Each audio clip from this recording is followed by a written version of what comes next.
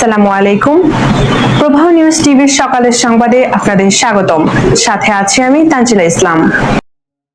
বান্দরবানের আলীকদমে creative conservation অ্যালায়েন্সের উদ্যোগে অনুষ্ঠিত হলো কনজারভেশন ও পভার্টি অ্যালিভিয়েশন শীর্ষক আলোচনা সভা।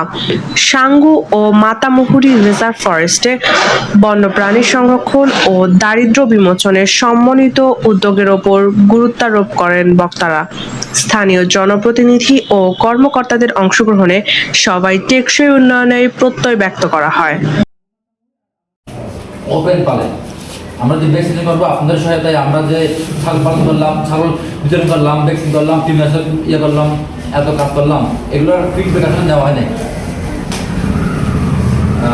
যার নাম কি আমি মনে করি এখানে যারা উপস্থিতরা আছেন আপনারা আপনারা কিন্তু চাইলেই পারেন। এই যে বন্যপ্রাণী সংরক্ষণ, এই যে এই দাদারা যে এত কাজ করতেছে, এত টাকা খরচ করতেছে, এগুলোর সাথে সাথে আপনারাই করতে পারেন। আপনারা যদি এই বন্যপ্রাণীগুলো যদি ধরে ফেলেন বা খেয়ে ফেলেন বা পাচার করেন, তাহলে কিন্তু এদের যে কষ্ট সব বৃথা হয়ে যাবে। আমাদের যে লক্ষ্য এবং কষ্ট সব কিন্তু বৃথা হয়ে গেল।